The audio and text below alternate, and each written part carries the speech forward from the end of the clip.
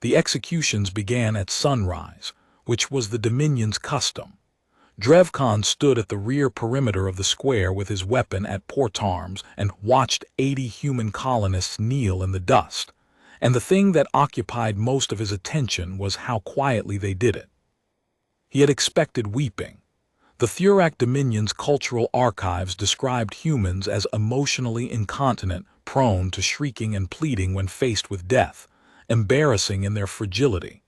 Drevkan was 17 cycles into his conscript rotation on Kepler's hold, and the archives had not yet been right about anything. The 80 colonists knelt in 3 rows. Some of them held hands. A woman in the front row, young, dark-haired, maybe 20 years old, stared at the Dominion executor standing before them with an expression that Drevkan did not have a proper word for. It was not defiance. It was colder than defiance. It was the look of a person who had already made a decision and was waiting for the universe to catch up. Executor Haron read the charges from a data slate: organized resistance, destruction of refinery property, conspiracy against lawful authority. The charges were 3 pages long. None of the humans looked at the ground. Drevkan was watching the dark-haired woman when she looked directly at him. Not at the executor, not at the firing rank. At him. Across 40 meters of dust and morning light, she held his gaze for 4 full seconds, and then she looked back at Haron and said something in a voice too low to carry. The man kneeling beside her, broad-shouldered, gray at the temples, a miner named Thomas Bren, whose labor file Drevkan had processed twice for disciplinary review, said something back. Then the woman on Bren's other side, a teenager with a scar along her jawline, said something too. Whatever it was passed down the front row in whispers, one knot of clasped hands to the next, and Drevkan watched it move through all 80 people in under 20 seconds. He would think later that he should have known then. Executor Haron raised his hand for the firing order. The calm burst arrived first. It came in on the Dominion's own command frequency, which required either a security breach or a transmitter planted inside the garrison's own network. The voice was human, female, calm. Vanguard hammer Kepler's hold, first beacon lit, all teams execute. Haron's hand was still raised when the eastern refinery tower came down. The demolition charge was not large, a precise placement on the load-bearing column, probably set weeks ago, but the structural failure brought 8 stories of processing infrastructure down in a controlled cascade, and the sound hit the square like a physical blow. Drevkan's instinct was to turn toward the collapse. His training held him in place, but 40 meters away, all 80 kneeling humans were already moving. They had not been kneeling in submission. They had been kneeling to stay low. The first wave came from beneath the square itself, a drainage access panel blowing out from below, and then 6 colonists emerging with Dominion-patterned sidearms that should not have existed in a disarmed labor settlement. They went for the firing rank at a full run. The firing rank had been watching the refinery collapse, and 3 of the 9 soldiers were half-turned when the colonists hit them. Drevkan had his weapon up. He did not fire. He was still not certain afterward whether that was a decision or simply paralysis. What he knew was that Myra Solis, the dark-haired woman, whose name appeared in Bren's disciplinary file as a known associate, was already at the executor's position, and that Haron was on the ground, and that the data slate with the charges was in the dirt. The rest happened in pieces. The comm channel flooded. Garrison Control reported simultaneous disturbances at all 3 processing sites and the main vehicle depot. Conscript Unit 14 was reporting hostile contact at the southern perimeter. Drevkan stood in the middle of the square with his weapon in his hands and the safety still engaged, and Thomas Bren walked past him carrying a Dominion carbine and did not look at him. The teenager with the scarred jaw, her name was Cass Vale, he would learn, stopped. She looked at his safety, and then at his face with the same cold evaluation the dark-haired woman had applied, the one that seemed to measure the distance between what he was and what he intended to be. "Go somewhere else," she said. He went somewhere else. He went to the wall at the north edge of the square and put his back against it, and did not raise his weapon, and watched the uprising move through Kepler's hold like something that had been held underwater for too long, and had finally found the surface. The Vanguard hammer dropped out of transit drive 48 minutes later. Drev Khan did not see it arrive. He was still at the north wall, now surrounded by 9 other Thurak conscripts who had, by some unspoken agreement, also found reasons not to engage, when the emergency broadcast went out across every Dominion frequency in the system. 520 warships. That was the count in the initial transponder sweep, 520 Earth hulls forming a cordon around the system's transit points, while a forward strike element of 60 vessels burned hard for Kepler's hold's orbital altitude. Earth had designated the Operation Vanguard Hammer, and the name matched the shape of it, a heavy formation moving with measured, unhurried purpose, as if it had all the time needed to do the job properly. Garrison Commander Thurak put out the distress call to Dominion Regional Command. The acknowledgement came back in 11 minutes, no reinforcement assets within response range.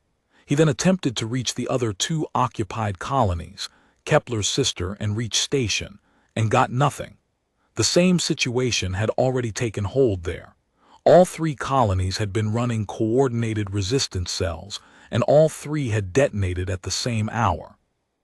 Myra Solis had been 22 years old when the Dominion arrested her father for organizing a work stoppage.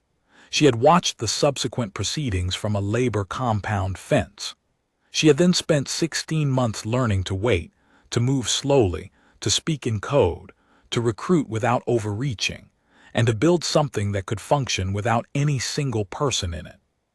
She was not the leader of the uprising because the uprising did not have a single leader. She was the one who had spoken to Drev Khan across 40 meters of dust, because she had decided that the conscripts were worth looking at directly. It cost nothing, and it might cost the Dominion something. She was in the refinery control room with Bren and Cass Vale, and 11 others when the orbital channel opened, and Earth's fleet commander came on. "Kepler's hold, this is Commodore Ren Adisa, commanding UES Vanguard Hammer. We have confirmed your first beacon transmission. We are holding on your beacon grid and awaiting your status report." Bren looked at Myra. He was 54 years old and had been mining ore on Kepler's hold for 19 of those years, and he had not heard a voice from Earth in 3.5 years. His expression did not collapse. It simply changed, like ice that has been gripped long enough to finally show the pressure. Myra took the channel. "Commodore Adisa, this is Kepler's hold resistance lead.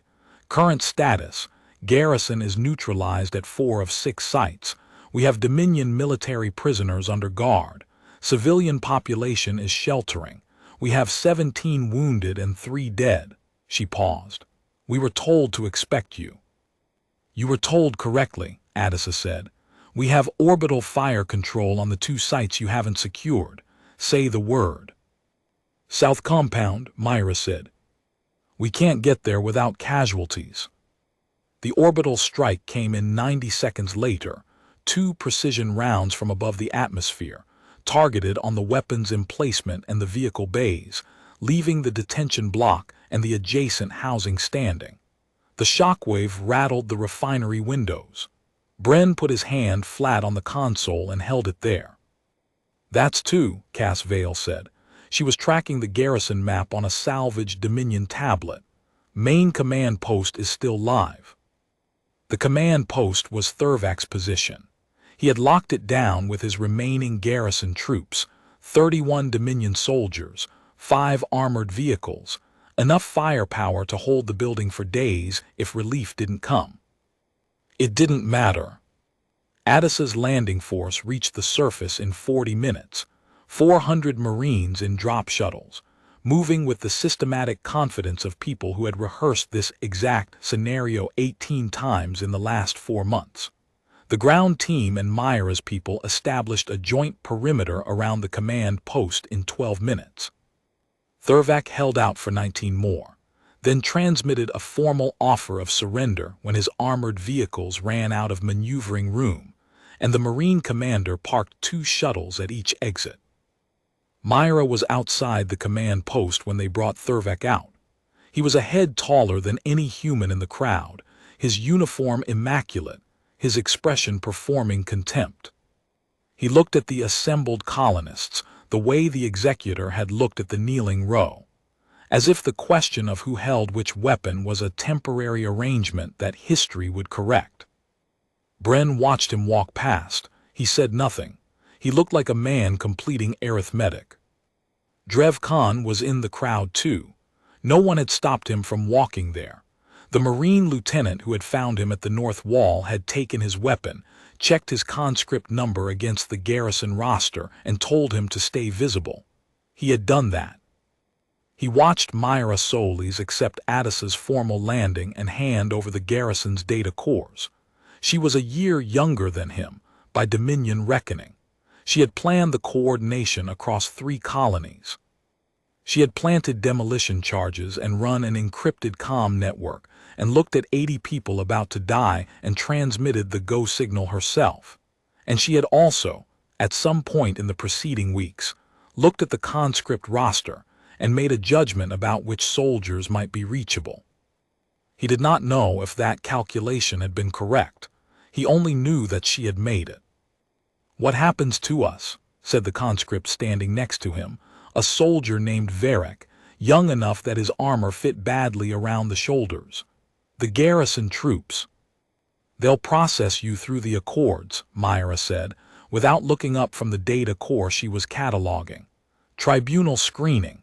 Conscripts who didn't engage get a different cue." Varek was quiet. "All 3 colonies," Drev Khan said. "All 3, she said. "The fleet's been there since the 3rd beacon. Sister is already secured. Reach Station had more to do, they had a heavier garrison. It's done now." She looked up then. Not the cold evaluation from across the square, something else. Acknowledgement, maybe. The recognition that he had been at the north wall and not at the firing rank. He didn't have anything to say to that. He wasn't sure what had happened at the north wall was a choice, or simply the gap between training and the moment when training runs out. The Vanguard hammer remained in the Kepler system for 11 days. Its role, once the ground was secure, was logistical: medevac, prisoner transfer, supply runs, technical assessment of the refinery infrastructure. Earth had sent 520 warships partly because 3 colonies required it, and partly because 520 warships communicated something to Dominion Regional Command that 30 could not. The Dominion made no reinforcement attempt. The math was visible from any system in range. On the 4th day, Drev Khan was processed through the tribunal screening and given provisional status pending full hearing. On the 5th day, he filed a voluntary testimony about the execution order and the firing rank positioning. On the 8th day, Myra Solis sat across a table from him in the refinery's repurposed conference room and asked if he would testify at the Dominion command-level hearings. He said yes.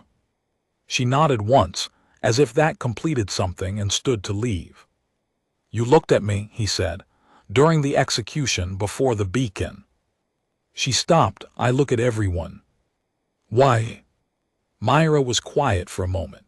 Outside the window, a marine engineering team was cataloging the collapsed refinery tower. A group of children from the labor compound had gathered at the perimeter tape to watch. "Because some people are almost ready and just need someone to look at them like they've already decided," she said. "And some aren't, and you need to know the difference before you send the signal." She picked up her data pad. "You were almost ready." She left. Drev Khan sat in the conference room for a while and watched the children watch the Marines, and thought about what it meant to be almost ready and what it meant when almost was enough. The charges against the Dominion came in 73 counts, the executions on all 3 colonies, the forced labor, the destruction of colony property, the deaths of 11 colonists killed in garrison actions over the preceding months. The Vanguard Hammer's legal team presented the documentation. The documentation was thorough. It had been built, in part, from data cores that Myra's network had been copying for 14 months before the uprising began. The 80 colonists who had knelt in the dust of Kepler's Hold Square were alive. The executor was not. The Galaxy read the charges and read the 520 warships and understood that the two facts were, in this case, inseparable. The Dominion did not challenge jurisdiction. Kepler's Hold planted crops that summer for the first time in 3.5 years.